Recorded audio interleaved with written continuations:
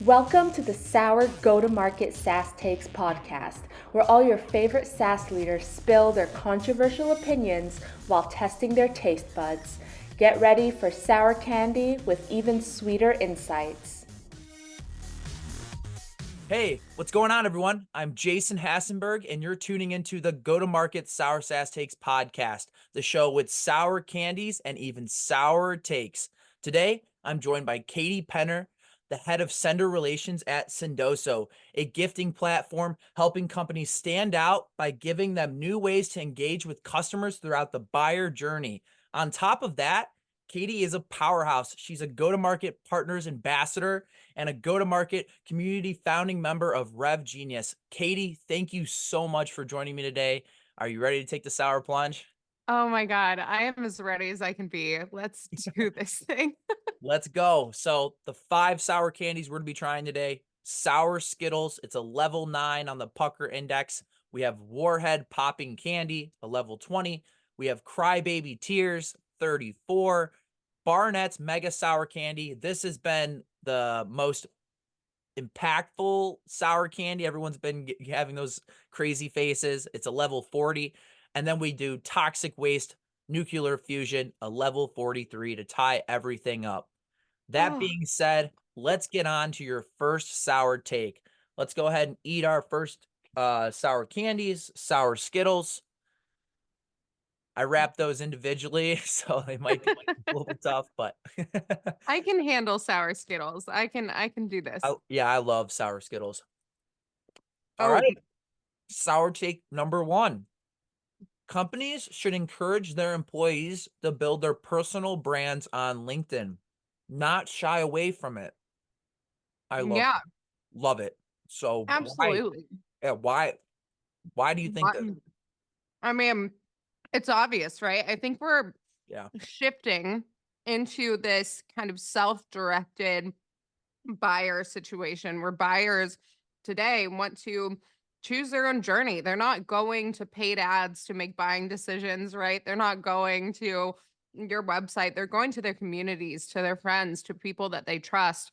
And so you want your employees on LinkedIn building relationships, getting to know people, and really prioritizing that. I think that it's just so clear that we're moving in that direction and, to not allow your employees. It's so crazy when I hear companies that don't allow their employees to post on LinkedIn. makes I no mean, sense. it makes no sense. I think whenever you as a brand and your employees are sharing your learnings publicly, not just sharing your wins, sharing your failures, right? Like that can help establish this trust, right? And I want to work for people that are open and honest, right? Because that kind of sets the Yes. tone for how they would work with me if we were to do business together. So I think it's really, really silly when companies don't, allow it or don't promote their employees to be really active, especially in this space. Yeah, and what would you do for company? Let's say you're hired on to a new company, right? And Mm. they have this sort of opinion where it's like, all right, we shouldn't be, there should be control. Not every employee should post. What are the types of like, what are you telling them and getting them to actually start to take on this employee advocacy program, right? And allow their employees to post.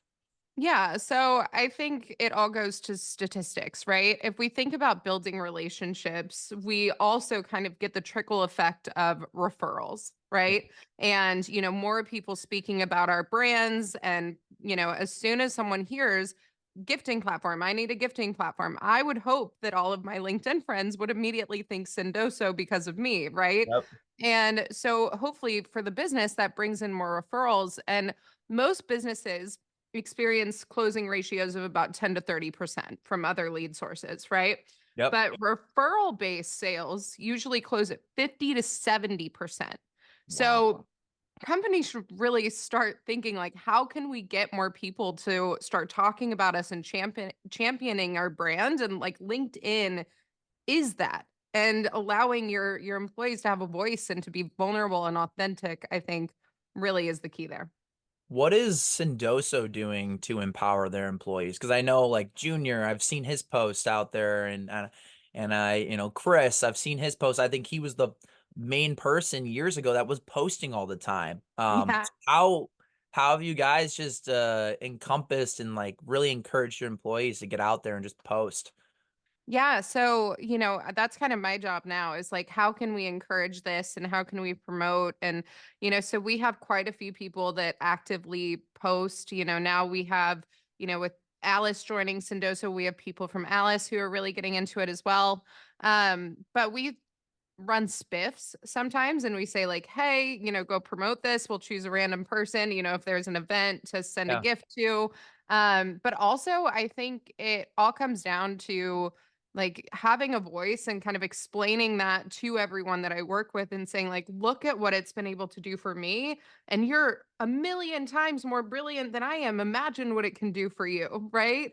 Yes. And, getting brilliant people like Casey and Austin and Cody onto LinkedIn and sharing their brilliance. Like, I mean, I just want them to shine. And so I think it's all about just encouraging them to let their voices be heard and to share the knowledge that they have because they have so much of it. And also, helping our executive team with ideas because sometimes that's the hardest part is getting started and like Yeah. knowing what to post about. You can overthink it.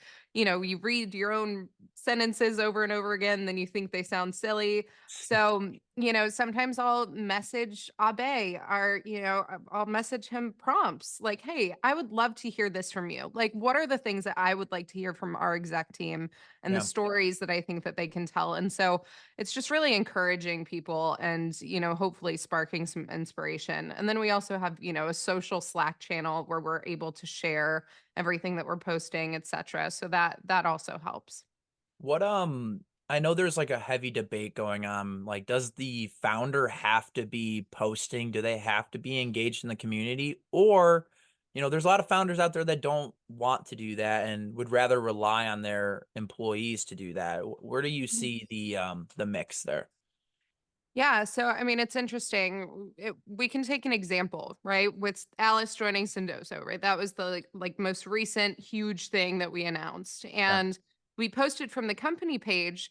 But then Chris posted, and Chris's post got more engagement, more likes, because people are emotionally connected to people, Yeah. and it is possible for people to create that emotional connection to a brand, right? And I'll get into some fun statistics about that in a second, but Chris is fantastic and people are a huge fan of him. He pioneered this space, right? He is someone to watch. So when they are able to celebrate the human behind the company, there's more emotional connection there, right? And people So who have like emotional connection to a brand actually have like customers. They actually have a 306% higher lifetime value. So really. I do think that there is validity to founders posting, especially for big things like that. Yeah. Now, I also think that you should encourage your team, right? People like me and Austin and Casey and Cody, your head of product, right? All these people to also post, right? Because Chris just had a baby, right? So he is doing his thing, living his best dad life, and we are able to kind of pick up that slack for him, right? Of And course. so I think the more champions of your brand that you can have internally, the better, and the more that you're going to generate externally, right? So, Yeah. I was just debating this with my team internally about how companies are like the way people are viewing companies these days. It's not really about, okay, what is the logo, like the logo and the actual company brand, but it's about the employees brand, right? Who is working at that company now, who I trust, who I know is going to do the right thing. And I think that's why the community is shifting this way. But I'd mhm, love to hear your opinion on why do you think there's this shift between, Nike, the best example Jared Robin gave me was Michael Jordan and Nike, right? Signing with Nike. People didn't buy Nike because they love Nike, they love Michael Jordan. So, mm. love to hear your opinion on why is this shift happening? Yeah. So, I mean, I think that, obviously budgets are constrained, right? We're all a little tight at the wallet right now. And so people used to spend money a lot more freely, whereas now, if you spend money on the wrong product, right, and it doesn't work, that isn't a good thing for you, right? So it is the repercussions are a lot higher these days for making purchase mistakes and having Yeah. buyer's remorse, right? So I think that is an element of it, right? We don't want to purchase something that doesn't work. And so we're relying on these networks to say, "Hey, have you used this before? Have you actually generated results with this?" Right? And so we're having this more like human to human interaction when it comes to our purchasing decisions so that we avoid those pitfalls and mistakes and we avoid spending money that we honestly don't have, right? And I Yeah. think that that's kind of where all of this is stemming from is that lack of budget. Yeah. That lack of budget and the fact that we're like everything used to be growth at all costs, right? We were just like you said, spending money left and right and hoping that you would see ROI, not really even calculating whether or not you did, right? Now we have all these different factors and, hockey stacks coming out with ways you can measure your LinkedIn posts and whatnot, Mhm. right? And it just seems to me like the whole world is going towards building up your employees, building up your brand through personal brands of the employees that work for you. Yeah. Um, Something that I've heard a lot of from founders who are scared of going after this, the way they combat it is they say, "Oh, like I don't want to like really invest in these people's personal brands because they might leave the company." What's your opinion on that? Because I know mine, but I'd love to hear yours. If you are afraid to invest in your employees because you think that they're going to leave your company, you have much bigger problems at hand. Like you have some fundamental shit to fix and Yeah. figure out before you worry about like getting your brand out there, right? So I think that that's my opinion there. I also think like that's one of the I started promoting Sendoso and just posting about what we do before it was my actual job because I adored this company and I Yeah. love the leaders and the people that I get to work with and I love what we do and I'm so passionate about it, right? So like that's the thing. I didn't even have to be encouraged because of how great my work environment is and how amazing my leadership is. So yeah, I would say that fundamentally they probably have an issue well beyond that. Have you always posted like for me, I've posted I remember back in high school when I was on Twitter and I was posting and like sometimes getting made fun of. Have you always posted your entire life or did you just start randomly posting?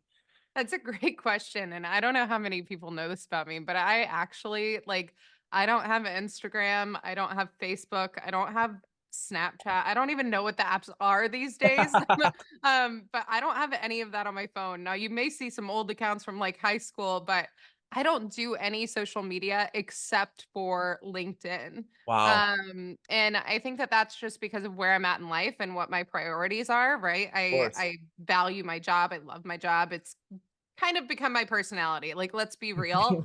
Um, but I'm obsessed with it. So yeah, I mean, LinkedIn is the only social media that I use. And I will say that I do post some personal stuff on LinkedIn, right? Yeah. Compared to other people. And there's always this debate, right? There's always those people saying, like, don't post selfies to LinkedIn and this is a business site, like blah, blah, blah, all those people. But you know what? Like, I want to know the personal side of who I'm getting into business with. Yep. I want to know people. And that getting to know the people behind the positions and the roles and the company names, all that stuff has what's really been rewarding to me, right? And brought all Yes. these incredible friendships. Like I'm just so thankful for it. So I wouldn't change it for the world and people can clown me about posting pictures of me with my kids all they want, but It I won't stop.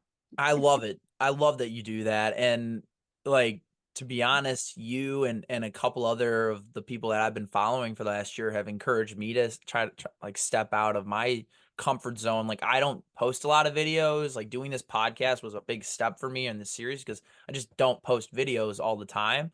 And like I just created a post that's getting scheduled out on Saturday, I think, or Sunday, and it's personal, and I almost deleted it when I was done. I was like, "You know what? Maybe this is too personal."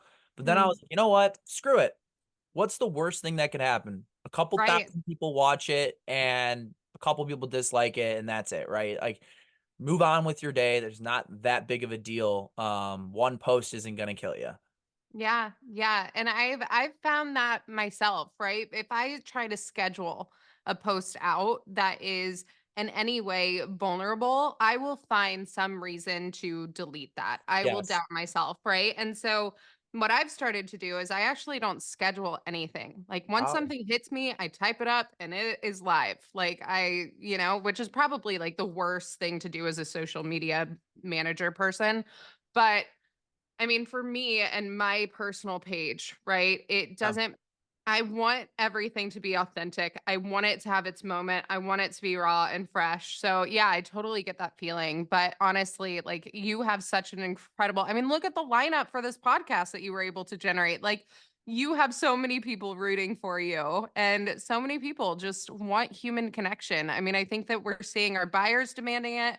We're seeing our friends on LinkedIn demand it. We just all want to feel a little human Yeah, again. you're So, right.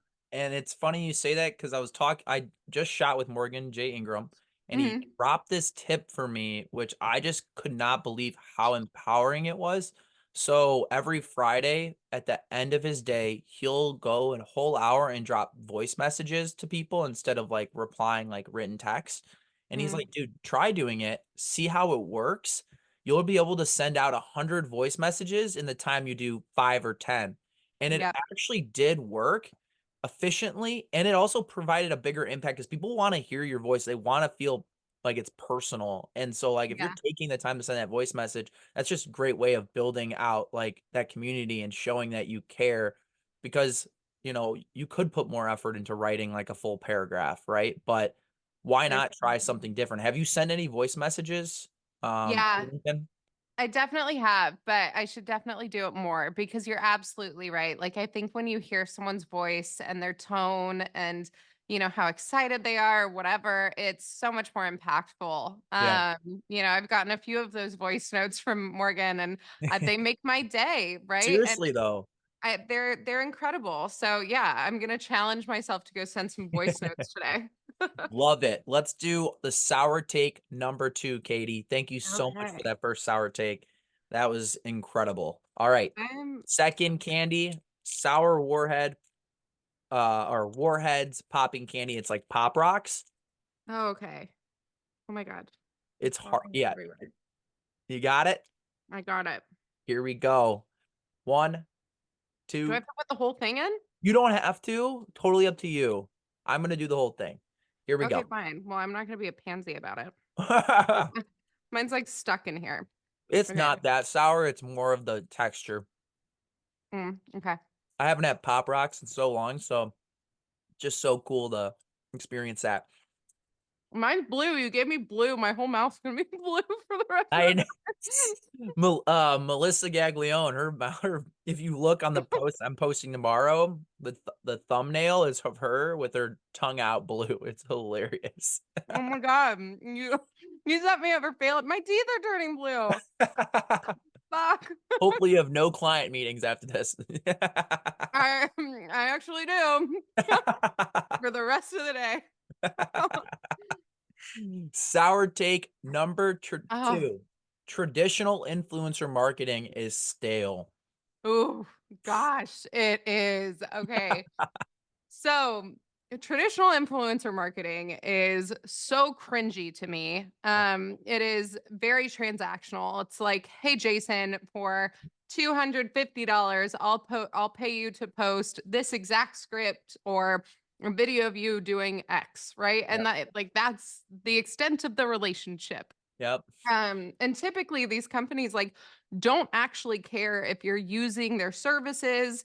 They don't care about any of that. They just Not at want all. you to go post it. And then a lot of these creators are then like taking that link and sending it to their buds and being like, hey, go like this for me. I just got paid, Yeah. like, It's and not that's even. that's it. It's Yeah. like it's just the craziest thing to me. So I think that, moving forward, and we have this influencer program, but moving forward, people need to be a lot more intentional about the way that they work with influencers, right? Like when I first started posting and meeting these creators, on LinkedIn and my friends and whatnot. I mean, I immediately saw that they could have an impact and that they were brilliant, right? They're creative. They're so I mean, it's just mind-blowing how creative these people are, right? And so I knew that we wanted to work with them somehow, but the way that traditional influencer marketing had been done felt really icky. It's So like, and as a brand, we like talk about transcending the transactional and building human relationships. So we yeah, couldn't do it like that, right? It didn't match our brand ethos. It didn't make any sense. So, when we decided to partner with influencers, we were like, okay, well, how about we agree on like maybe you post once a month, maybe it's video, maybe it's text, we don't really care. We'll pay you this amount that we agree on, and you can decide to post whatever you want. And we're going to I give you a love that. free Sendoso account. We're going to load money in it. So you're actually using our product. You're not just talking about something you don't actually use. Right. And so as So a result, we're able to like generate this really authentic and like real content, and it's been just brilliant, and they love being a part of it, and it's magical. I mean, it's really special to see and give these creative creators like the freedom to go create their own videos, their own posts, like come up with these creative concepts that we would have never thought of before, even use cases, right? yeah, When you're inside of your own product, it's hard to, think of new things because you're in it every single day. So having these brilliant minds come in and just come up with all these insane new ideas has just been really, really cool. And, the things like the LinkedIn takeovers. So yeah, I mean, I think that influencer marketing needs to become more of a collaboration than a transaction. yeah. So It seems like the collaboration you're talking about too is long term, right? It's not just a one-off post, and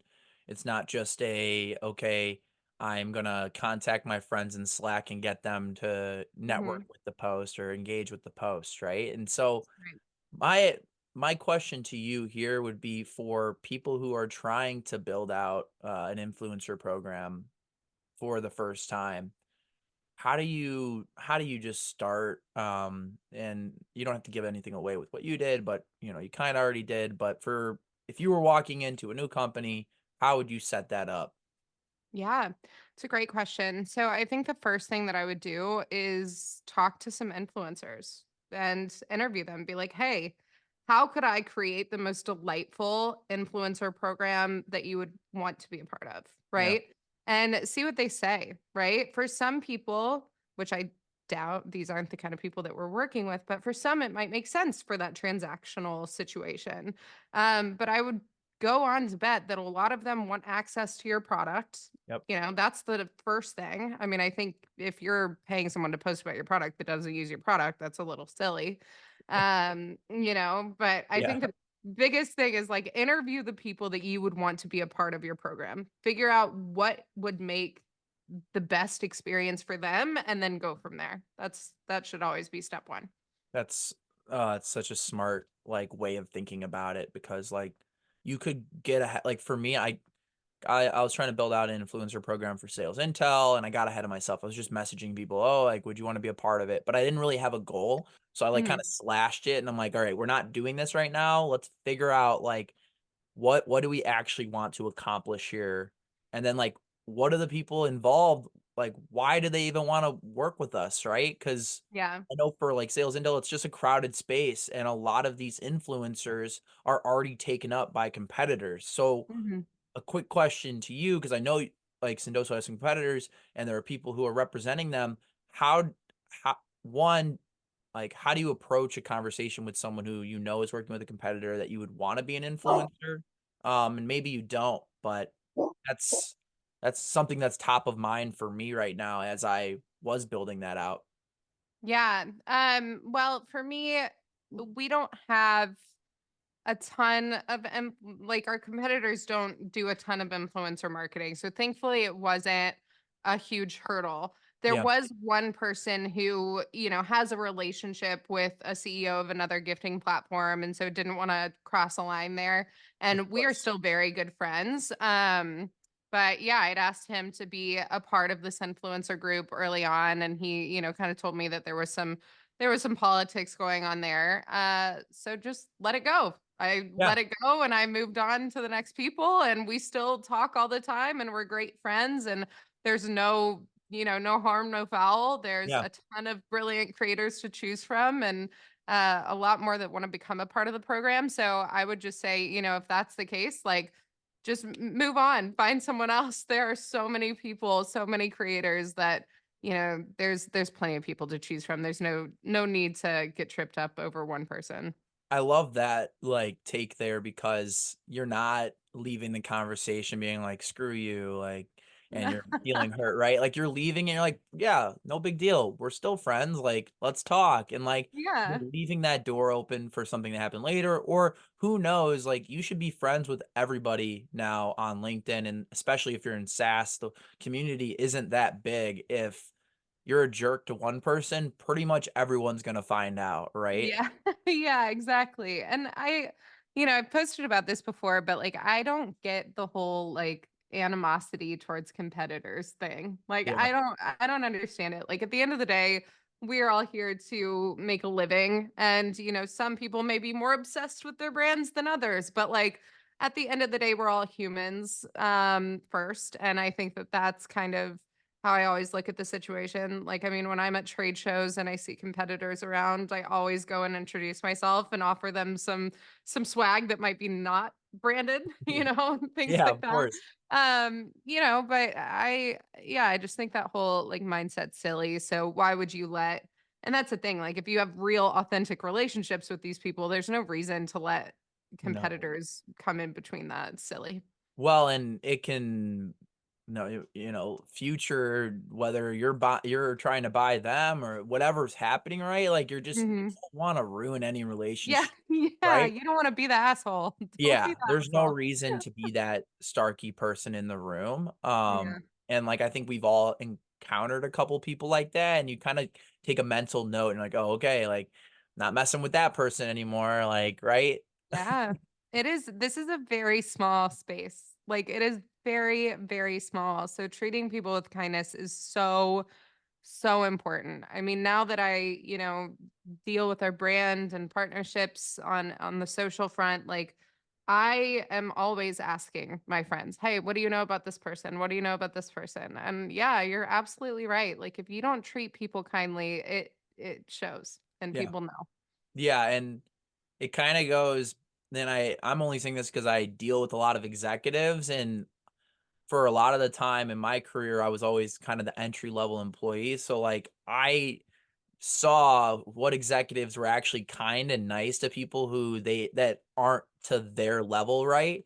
And so like Yeah. I kind of have those notes in my head too. And so like if you're an executive and you should be treating every single person with respect, because you don't know who that person's going to be later on. You don't know who that person's talking to. And so in any conversation, you just always want to be kind.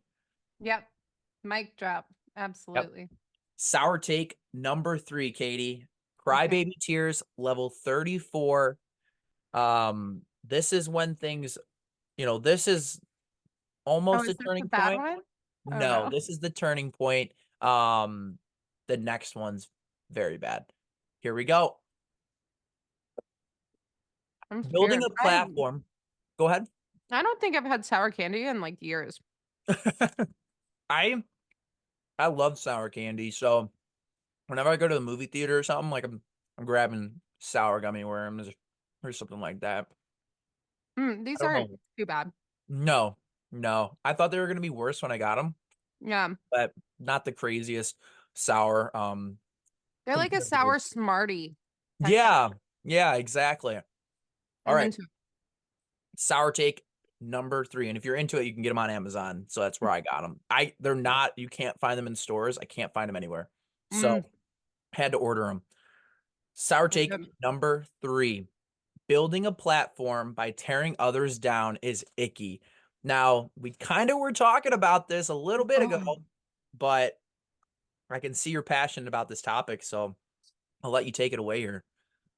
I just, you see those people who post a screenshot of some SDR's outreach, and they don't even bother to like black out the name, the company, whatever. Like that to me, like, how are you living with yourself? Like, we are all here trying to make a living. How are you calling out some poor SDR? Like, you don't know what that person's story is. You never know what someone's going through. If you are going to be that person that posts an email screenshot and tears it down, the very least that you can do is black someone's name out. I Yep. remember there was like one, of course, this happens all the time, unfortunately, where people Yes. are tearing each other down, or, there's even some company pages that tear other companies down. I think it's disgusting. I think it's icky.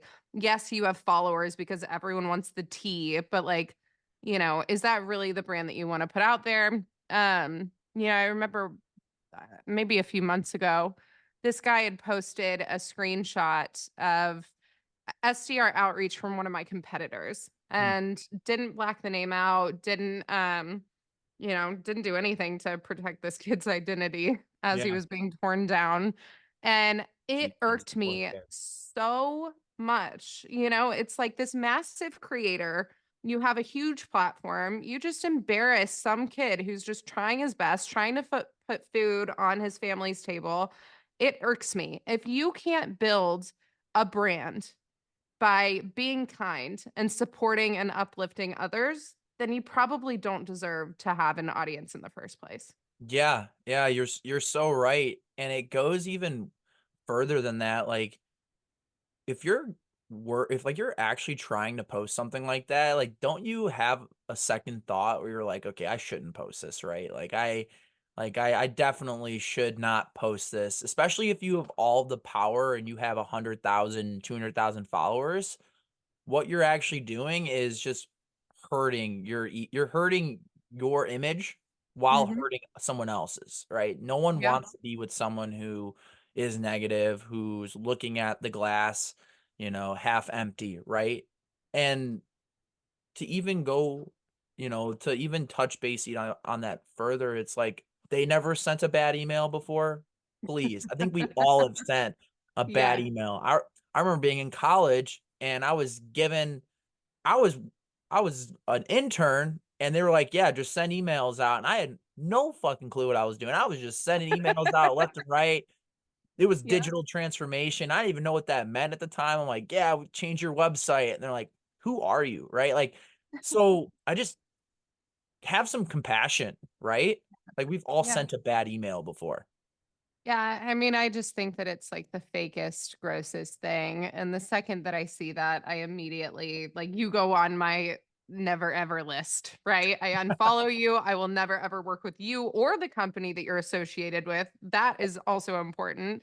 Yep. It's just, yeah, it's gross. Don't do it. Just be You see it a kind. lot Be more kind. You see it a lot more now actually than ever. Like in the last 3 months, those types of posts have come up and like I do my best not like if you engage with them, LinkedIn figures out like, oh, he likes that type of content. I'm gonna Mm, put that on his feed.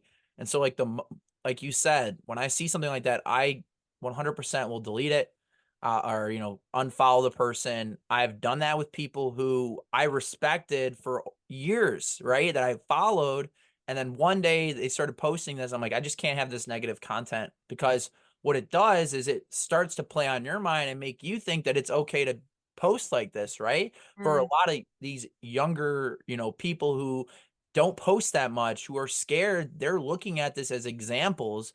They're looking at these top creators. So as a top creator, you have to hold a higher standard for yourself. And I'm sure you know this because you have lots of people who are following you.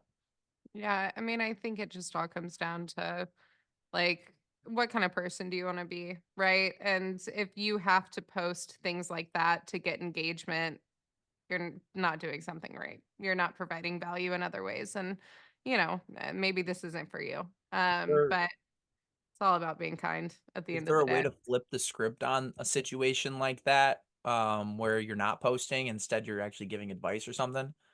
Yeah. I mean, I think, if you get a bad STR email, which, I get those all the time. But I mean, write about, hey, instead of doing this in your outreach, try this, Yeah. right? Like, but you don't have to screenshot someone's email with their name in it to prove that point. Like, there are better ways to go about it than calling someone out. So it's just, Yeah, Avoid the drama, be a good person, all the things. yeah, and then sometimes the posts that you want to post that are like, oh, it's gonna get a huge reaction. Some of those posts aren't great to be posting because they don't have a positive view. Right. And they aren't uplifting others. And that's something that, like, while I was working underneath Jared, something he taught me was to always lift others up, because if Hmm. you're lifting others up, then you're providing the most value you can for them. And when you need a lift, when you need help, they'll be there to also lift you up. Yep, 100%. 100%. That's what it's all about. Sour take number 4, Katie. We are Ah! 3 done. This is the one that will scare you. It, yeah, I'm terrified.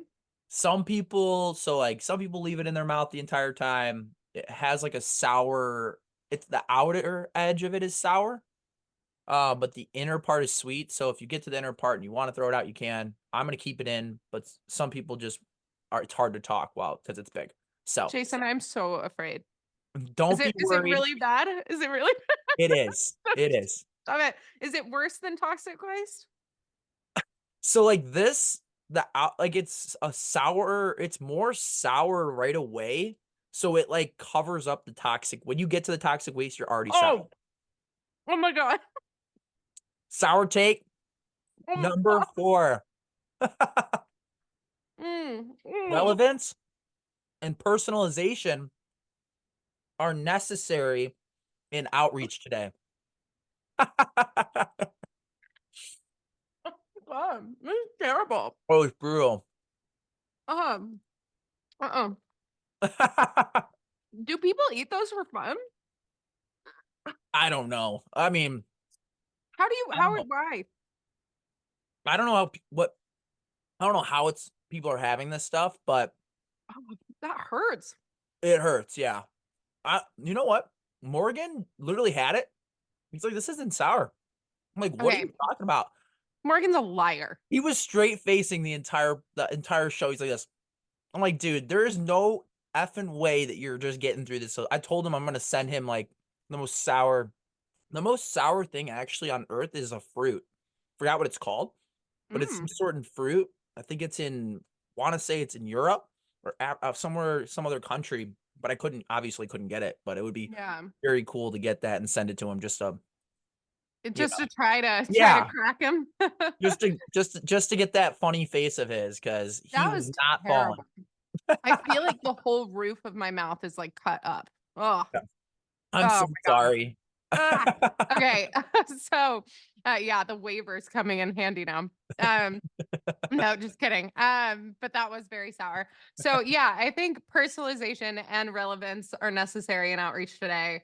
And I'm not talking about like the personalization that's like, hey, Jason, saw you went to X college, blah, blah, blah. Like, I think it's really important to lead. One of my favorite templates ever for personalized outreach is like leading with personalization. So saying like, hey, Jason, noticed your company is doing X.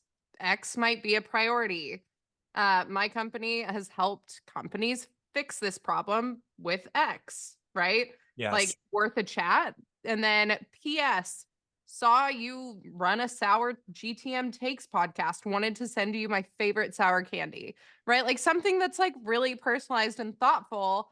And but yeah, we're seeing that buyers like statistically are demanding more personalization to capture their attention. I mean, I think about it and I have over 20,000 unread emails in my inbox, Yeah. right? So you have to be really, really targeted and relevant to my needs, in my company, of course, but then also personalized to me as a human for me to want to put you on my packed calendar, Yeah. right? Like you need to kind of, cater to me as a human being as well. So, yeah, I think that this beautiful like mixture of the two is what is really performing today. And we're seeing that in reply rates, right? And we used to, before we did relevance and personalization, we were getting like 2 to 3% sequence reply rates, and now we're up to 20 to 26 with that Wow. that mix. So yeah, it's performing really well, and the data doesn't lie. So No, it doesn't. And like, you constantly hear some of the best sales leaders talking about this. Samantha McKenna, show me you know me, right? Yep. Like what you just said to me was a perfect example of that formula. And for people who are, what's the advice for people who, and let's just say SDRs, or it could be really anyone, because now everyone's kind of selling and bringing in leads. And so how do you get out of the framework of just like sending a terrible email or a terrible LinkedIn DM and get into it being more relevant and more personalized? How do you break a bad habit? Yeah, so I think you need to prioritize relationships, right? So, like, understand that you are actually going to start connecting with these prospects, engaging with their content, paying attention to their content, listening to podcasts like this that they may be on to like get little snippets, right? Add value before you're asking for their time, find out what they're into, send them articles and be like, hey, thought you might find this interesting, right? Build that relationship before you are asking for anything from them, right? Because A, they're going to recognize your name and pay more attention to your outreach, but B, you're going to have more context into what they like, what is relevant to them, how you can personalize all the things, right? So I think that that would be my biggest advice going, and trying to sell to this self-directed buyer today is like provide value up front before you're asking anything. Yeah, and it's such a easily said but harder to do, right? Like Mhm. constant pressure from the CRO or the head of sales to get, leads in the door. I think that's why people are trying to do these shortcuts, Yep. and you just need to slow down to speed up, Yeah. right? So Yeah. when you have like a sales manager or a sales leader in your organization who just like doesn't understand this concept and they just think the good Mhm. old, we need to hire 100 AEs or SDRs, and if we hire 100 SDRs and we're going to get this certain amount of leads every day, right? What do you tell to them to get them to actually change their mind and at least take a risk? And I don't Mhm. see this as a risk because the data proves it, but like how Right. do you get this message across? Yeah, so I mean, I think it's a crawl, walk, run, right? So I think the first thing that you can do is say like, "Hey, for, accounts that maybe aren't target accounts, yeah, sure, I'll put them in these automated sequences. We will keep the automation rolling, right? Because it's like automation these days. Yep. But then for these 10 target accounts, I really want to take a more manual approach. I'm hearing that other companies are generating 20 to 26% reply rates with these manual, really hyper personalized emails. And I know that we'd really love to break into these. Do you mind if I prioritize these this month and take a more manual approach? And, show them the data, show them that this works. And, I think that that's a way to really prove it out at, on a smaller scale where there's not a lot of risk. You're still having your automated sequences running in the background and you're focusing on some 10 accounts, nothing huge. I think that's a really great place to start, and then from there you can expand if it works. So yeah, that's a really great, like almost like a little bit of like an A/B test here, right? To see Mhm. what's better, what's working more. And we kind of know what will work better, especially if you're doing it the right way. Is there anybody that, you've learned from, like, through LinkedIn or whoever, any mentors that have taught you how to really do this personalized touch? And is there anyone you look up to and would recommend anyone to follow, based on the fact that you need to learn these skills? Yeah, so I think everyone's probably already following her, but Jen Allen is the one that really taught me everything that I know when it comes to emails and personalization. That template that I was talking about, we literally wrote that together. Jen Allen is the queen of my life. She's the So bomb. Jen Allen is it. I had the pleasure of meeting her at one of our events in San Francisco, and she was just so energetic and lively and like exactly the person you would expect her to be Yeah. when you see her on LinkedIn, and just so much fun being able to meet her and the value she brings to the community. I think we all have taken at least part of her playbook, right, and Yeah. incorporated into our lifestyle these days, because people like that who are more giving, and I think like you, who give, A lot of the times those people don't even realize how much they're giving because all they're doing is giving, and they don't realize the people they touch. Like you said earlier off the camera, was like there are people posting on LinkedIn who are saying, "You're one of my favorite creators," and you've never met them. And it's like, Right. wow, It's insane. the scope of things is much bigger than we expect, especially when Yeah. we're making positive impact. Yeah, I mean, she's changed my life. I mean, it's interesting because she was there when I first started creating. I mean, literally, like when I first started creating, when I spoke on my first stage, I remember Jen ran up to the front table and had her phone. It was like that scene in Mean Girls when they're dancing, but like Jen was there just recording me. And, she has this way of just like making everyone feel seen So and true. heard. And she's so eloquent in the way that she presents things and explains things and makes it seem so obvious and breaks it down in ways that are really easy to digest. And yeah, she's insanely brilliant and she's so fun and she's just I want to be Jen Allen when I grow up. For She's so good. Halloween, we should all just dress up as Jen Allen, right? That'd be Yes, funny. honestly, do a LinkedIn takeover. We're all Jen Allen for That Halloween. would be hilarious. She's Honestly, let's do it. Let's make it got happen. Jen, don't listen to this. Now, before we move on to sour take number 5, is there anything else you want to cover when it comes to sour take number 4 that you feel really is important for people to tune into and really and take away? Oh my God. I can't even think about that. I'm like nervous about this toxic waste. I'm Yeah. staring at it because this one was terrible. So now I'm just scared shitless. I don't even remember what we were talking about 2 seconds ago. This one, the toxic waste nuclear fusion, it doesn't have like the pop right away. It's more of a long lasting, like the inside of it is actually more sour than the out. Ah, So it's the wait. opposite. And this one's Um, higher in score than that one? yeah, it is. Based on the fact Jason. the other one you didn't like, if we would have kept it in longer, it would have like gotten sweet and And this counteracted one. that Okay. sourness. Here we go. Oh, okay. This one's not that bad, right?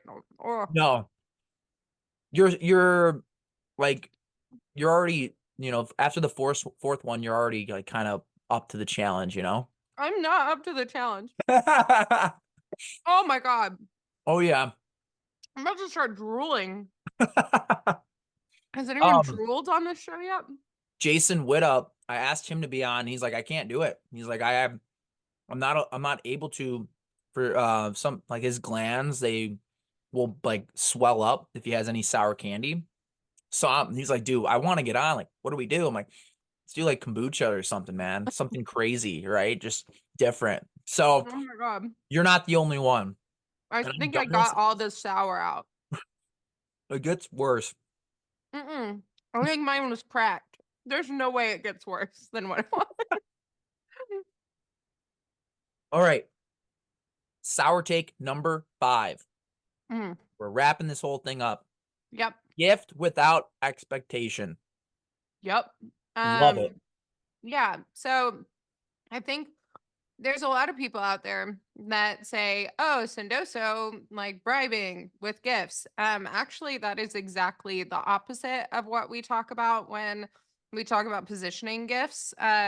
Bribing is definitely not the most effective way to utilize gifting in business. So we actually think that gifting should be used as a relationship building tool. Um, so, building relationships with the community, building relationships with your prospects, right? But we never want to attach it to an ask. So we never want to say, like, hey, in exchange for your time, I'll send you X, Yeah. but rather like separate it, right? We were talking about that template earlier where it's like in a PS of an email, it's not attached to like any CTA, right? And I think that that's really, really important. So actually, you know, gifting is more effective when you don't attach it directly to an ask. It's again a way for you to build those relationships with prospects so that when they think of a gifting platform or whatever your service is, you're the first one to come to mind. And then with customers, right? It's a way to generate that higher lifetime value and So build true.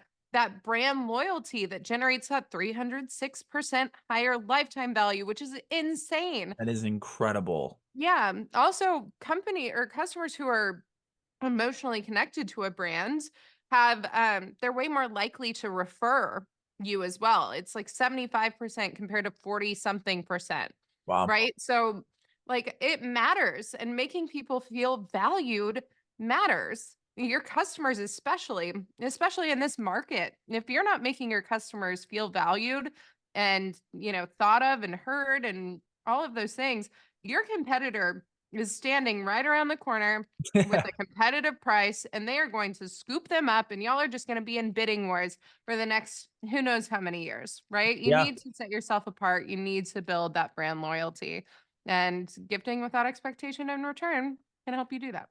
I think the crucial component of what you just said was like actually gifting without including an ask, right? Like, Yep. hey, I had someone reach out to me and was like, hey, do you want to do this in return? We'll give you X, A, B, C, right? And to me, it just felt like too transactional. I didn't like it. There you go. You got through the middle. I thought I, I thought I beat it. It was all sweet. No, Oh, right back to it. you But know like, that tinge that happens back here? yes, Oh no.